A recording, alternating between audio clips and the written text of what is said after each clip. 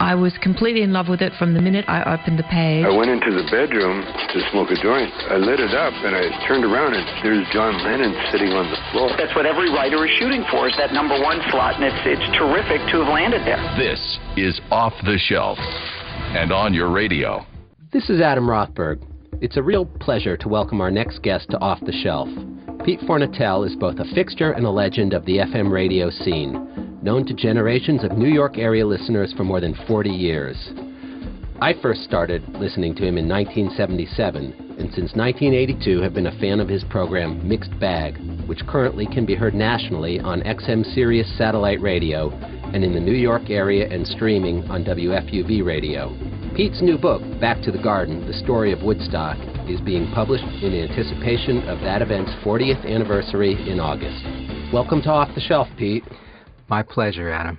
There's been so much written about Woodstock throughout the years, and with the 40th anniversary coming up. What was your motivation for doing the book? Well, it was actually twofold. Number one is that I made my debut on New York radio, commercial radio, in July of 1969. And the first live commercial that I ever read on the air was for something called the Woodstock Music and Art Fair. So I always associate Woodstock with my own important anniversaries of being on New York radio, the 5th, the 10th, the 25th, the 40th.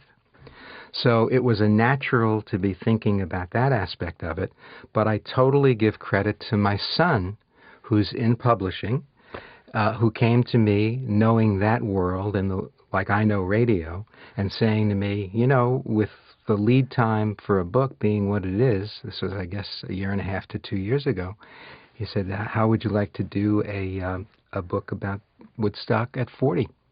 And we had just done a project together, Simon and Garfunkel's Bookends album, and that was the first time we had worked together on that level, and it was a sort of a shift in the father-son relationship. He was the boss, and I wondered how that was going to work out, and it worked out fabulously. You know, every edit he made, every suggestion he made it a better book.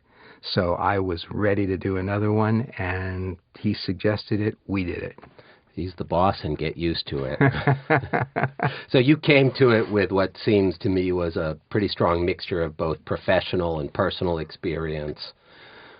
Absolutely, yeah. And at the time, when you started on NEW, FM radio was still pretty new, and NEW was really very influential in that progressive music mix. Yes. There's an anthropologist by the name of Edmund Carpenter who used to work with Marshall McLuhan. And he said something that I've never forgotten, that a new medium of communications is at its best when it is not tied to the powers, to the center of power and profit. In other words, you can do creative things that wouldn't be allowed once things became a capital generator, as they're called. So it was a case of the inmates running the asylum and running it successfully and beautifully. I mean, myself and a handful of others, not knowing it at the time, really created this brand of radio that influenced an entire generation. Back to 1969, you're newly minted at WNEW. You're reading ad copy for the Woodstock Festival.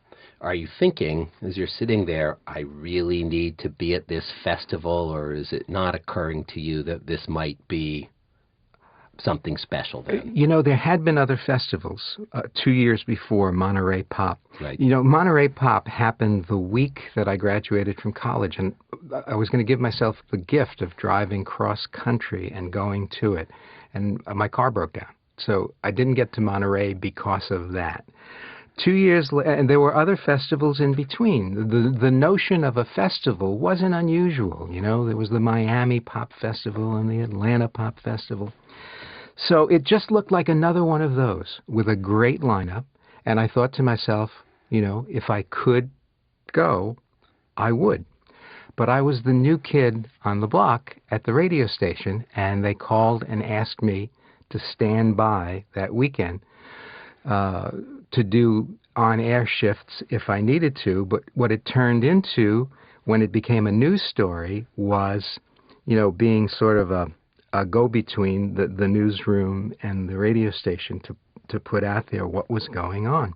So it really wasn't until that Friday that I recognized that it was more than just another festival.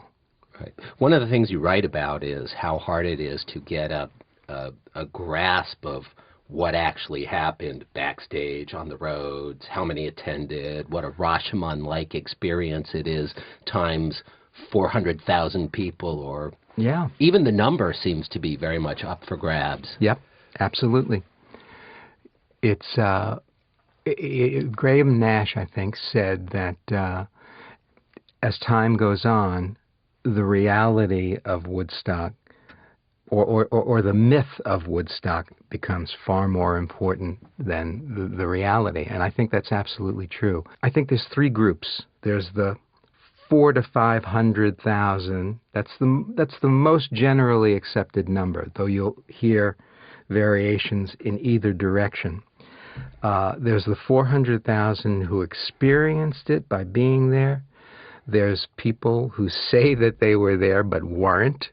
I think that happens with, if everybody who says they saw Roger Maris hit 61 home runs, it would be 3 Yankee stadiums, not just the one that it was.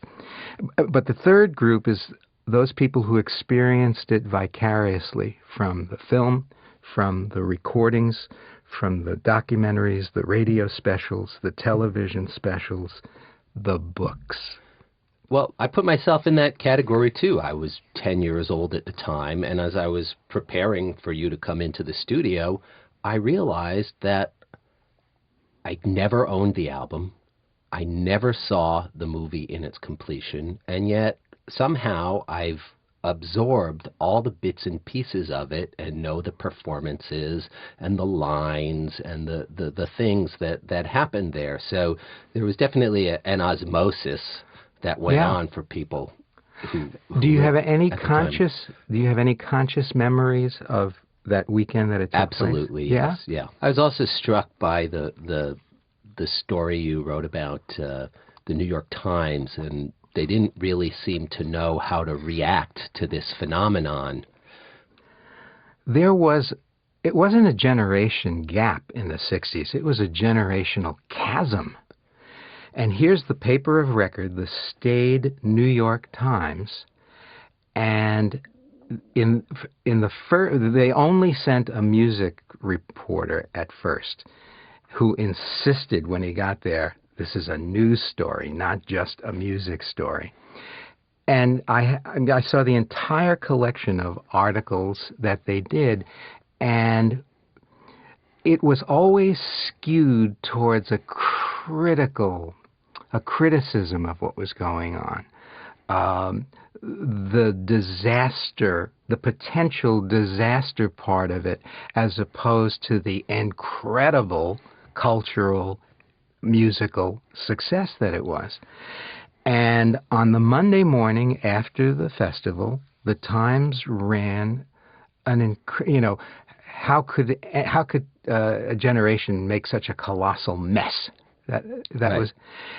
And the people who were up there, both the music guy and the news guys, almost mutinied, because that was not their experience. That was being translated through the eyes of the editorial writer sitting in his building in New York. And they marched in and said, we're out of here unless you tell the story that we experienced. The next day, the Times, not known for recanting on editorials, wrote a much more benign, affectionate appraisal of the festival. But even there, too, you can see that there was a sort of a generational aspect to it. I found it incredible how many of the principal figures you were able to include in this. And all these years later, what comes across to me is how it's still a seminal event for the people who were there. Oh my, absolutely. I've been lucky enough to become friends with some of them, like Richie Havens. And, the opening act, we call him the opening accident because he wasn't supposed to open. He was the fifth performer. But the group that was supposed to open, a long-forgotten group called Sweetwater, made the mistake of taking a bus to the site and got stuck in that traffic jam on the New York Thruway, and there was no hope of getting them there. So the easiest thing for the promoters to do was to find the person with the least instruments, an acoustic guitar, and get them out on the stage. So Richie, who didn't want to do it and tried to talk his way out of it, finally acquiesced, and of course, he's an iconic symbol of the event. Still out there, still doing it, still as passionate about it all as he was then. There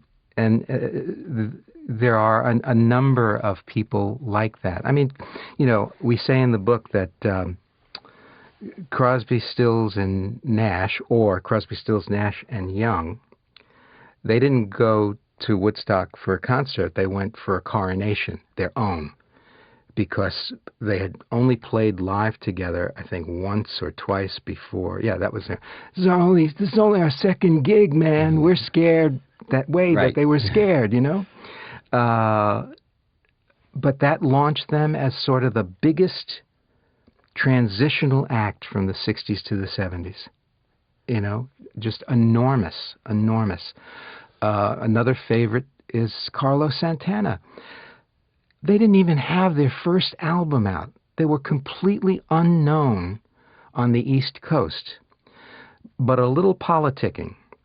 Bill Graham, the famous rock promoter and the man who ran Fillmore East and West and Winterland and all of those venues, he was not officially involved in Woodstock, but the four promoters were so green without credentials that they needed someone who could endorse them or say, yeah, go, do the concert.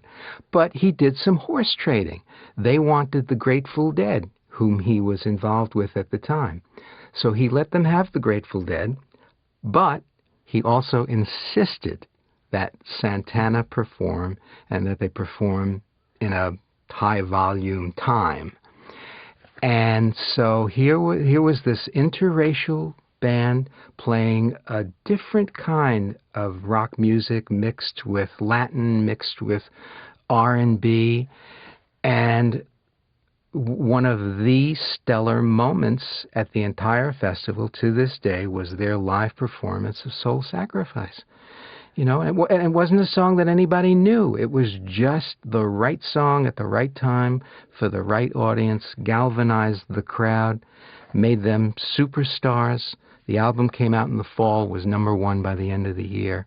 I was going to ask how you think it was actually possible that they could hold this biggest event of music history up to that time, and that it could actually happen without the three biggest acts of the time. That's absolutely having right. Any presence whatsoever. The holy trinity of the 60s, Beatles, Stones, Dylan. And there wasn't a Beatle to be found, there wasn't a Stone to be found, and there wasn't a Dylan to be found, even though he lived up the road, and even though they rode the coattail of his aura in Woodstock, where he was living at the time. So the astonishing thing is that even without any of those three, they were able to, they broke the mold in every conceivable way.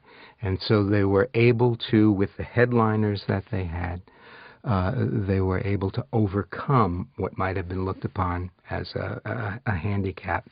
The Stones were on tour. That's the tour that ended a couple of months later with Altamont. Altamont, in their head, was their version of Woodstock. But it's like the yin yang, the complete opposite. In the coasts, in what happened at the two events.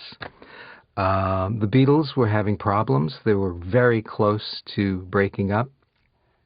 It is said that John Lennon would have done it with the Plastic Ono Band, because 1 month later they were at a festival in Canada, but that didn't work out. And the Dylan thing is the most interesting, because right up to that weekend, right up until the Monday morning with Hendrix, people expected that Dylan was going to be there. It was like he lives up the road. The band, which was his backup group, were going to be playing. How could he not? So no matter how much you screamed, no, Bob said, the hope that he would, because of his importance in that time, the hope that he would just had a life of its own. Well, what's the name of the movie? He's not there. Hey, that's in the paperback. Pete, we have time for one more question. Over the years, I've listened to you interview hundreds of people, and it's like a veritable who's who of important figures in the world of art and music. Who are the ones that you wished you'd interviewed but haven't yet gotten to or didn't? The one who got away is Dylan. I came close a couple of times, and I do know him personally. Actually, I get an asterisk in rock and roll history because, now how's this for name dropping? I introduced Curtis Mayfield to Bob Dylan at a Muhammad Ali fight at Madison Square Garden in 1971. Well, there you go. We came close a couple of times, but he remains the elusive one. However, his radio show on satellite radio I thought was delightful, because it's my theory, as mysterious as he has made himself all of these years, I say that you can't sit in front of a microphone for the hours that he did putting that radio show together without revealing something of yourself that hadn't come out before. And that's the beauty of that show. I think they'll be around for years and years and years. Well, thanks, Pete, for being on Off the Shelf. All right, my pleasure. For more information about Back to the Garden, visit www.simonandschuster.com.